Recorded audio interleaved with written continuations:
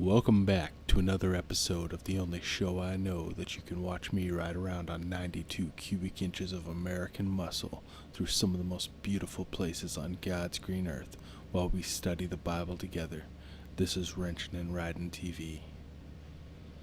Today we're going to do a little recap of Adam and Eve, since we basically just went through their generations in Genesis, and we're covering a great deal of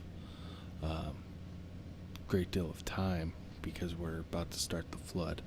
So before we get to the flood, I'm going to recap with Adam and Eve out of the New International Version Study Bible.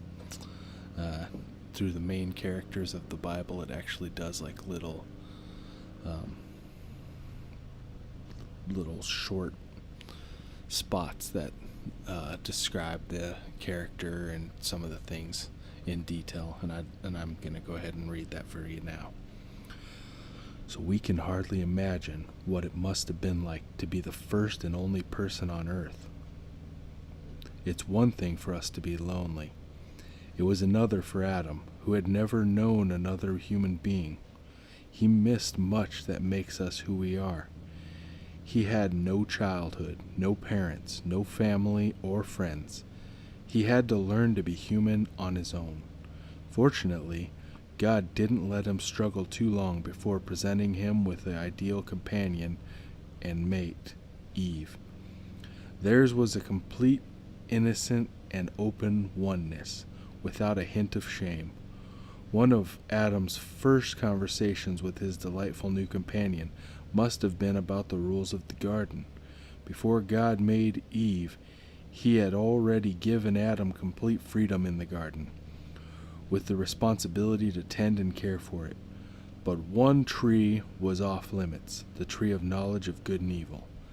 Adam would have told Eve all about this. She knew, when Satan approached her, that the tree's fruit was not to be eaten. However, she decided to eat the forbidden fruit. Then she offered some to Adam. At that moment, the fate of creation was on the line. Sadly, Adam didn't pause to consider the consequences. He went ahead and ate. In that moment of small rebellion, something large, beautiful, and free was shattered. God's perfect creation, man, was separated from God by his desire to act on his own. The effect on a plate glass window is the same whether a pebble or a boulder is hurled at it. The thousands of fragments can never be regathered. In the case of man's sin, however, God already had a plan in motion to overcome the effect of the rebellion. The entire Bible is the story of how that plan unfolds, ultimately leading to God's own visit to earth through his Son, Jesus, Yeshua. His sinless life and death made it possible for God to offer forgiveness to all who want it. Our small and large acts of rebellion prove that we are descendants of Adam. Only by asking forgiveness of Yeshua can we become children of God. So that's in the New International Version. And it also goes into some strengths and accomplishments here. The first zoologist, the namer of animals. The first landscaper, architect, placed in the garden to care for it. Is the father of the human race. The first person made in the image of God, and the first human to share an intimate personal relationship with God. His weaknesses and mistakes. He avoided responsibility and blamed others, chose to hide rather than to confront, made excuses rather than admitting the truth. Greatest mistake was teamed up with Eve to bring sin into the world. Lessons from his life. As Adam's descendant, we all reflect on some degree the image of God. God wants people who, though free to do wrong, choose instead to love him. We should not blame others for our faults. We cannot hide from God. His vital statistics. He's from the Garden of Eden. His occupation was caretaker, gardener, farmer. His relatives were his wife Eve, sons Cain, Abel, and Seth, and numerous other children. The only man who never had an earthly mother or father. Then it goes into some key verses using Adam. We're going to skip ahead here to what I like. They call it Satan's plan in here. I like it as the 5 Ds of the devil. And this is what he uses to try to control and manipulate you. Doubt. Makes you question God's word and his goodness. Discouragement. Makes you look at your problems rather than at God. Diversion.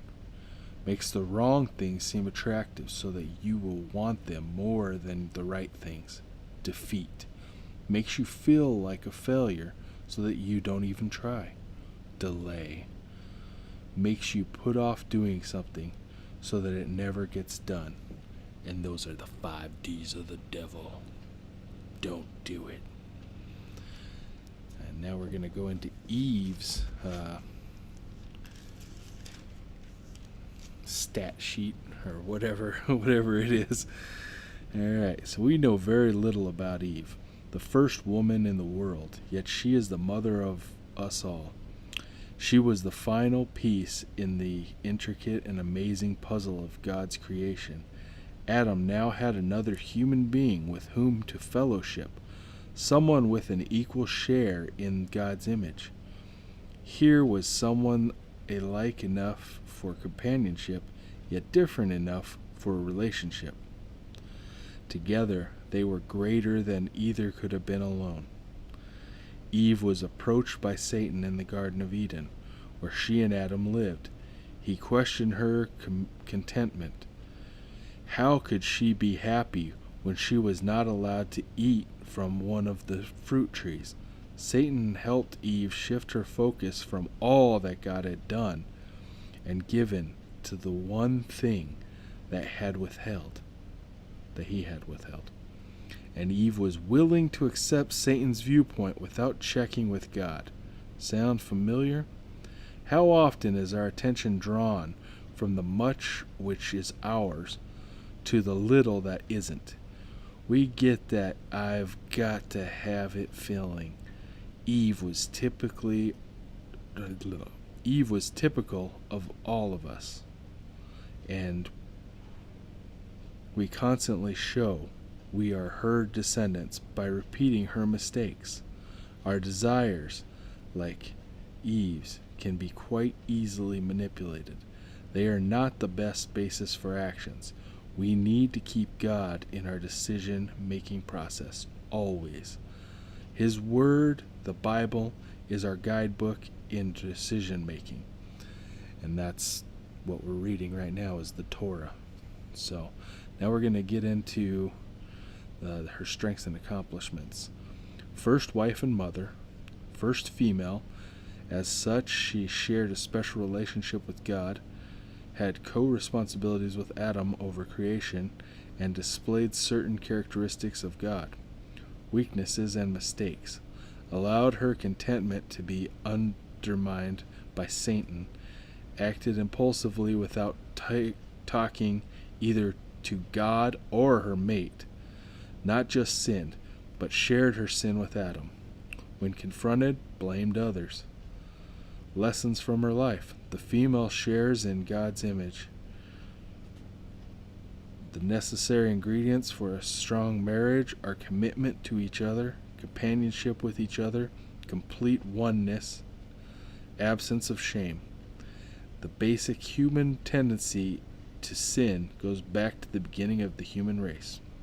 Her vital statistics: she's from the Garden of Eden. Occupation is wife, helper, companion, co-manager of Eden. Relatives are her husband, Adam, sons, Cain, Abel, Seth, and numerous other children. So they both had a little bit of the same weaknesses and the same mistake, basically. But I like how it said that, she acted impulsively without talking to either God or her mate. And I think, how many times have we made a mistake just in the heat of the moment? You just do something wrong when you could, if you would have thought about it a little longer, maybe you would have made a better decision. So that's interesting. Next one we're going to get to, probably not in this episode, but next episode we'll get to Abel and Cain. For the rest of this one, I'm going to go back into the King James Version and talk about Enoch, because Enoch was mentioned here, and he just gets a little brief mention about the descendant. But I like how it says in here how he walked with God. The phrase replaces the word lived in the other genealogies of the chapter and reminds us that there is a difference between walking with God and merely living. I like that. I like that a lot, because there is a difference between being alive and actually walking with God.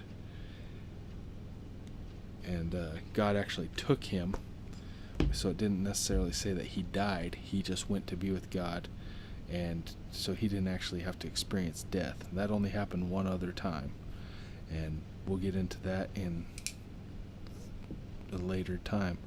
That's all the time I have for today, so thank you for tuning in, and I hope that you have a blessed day.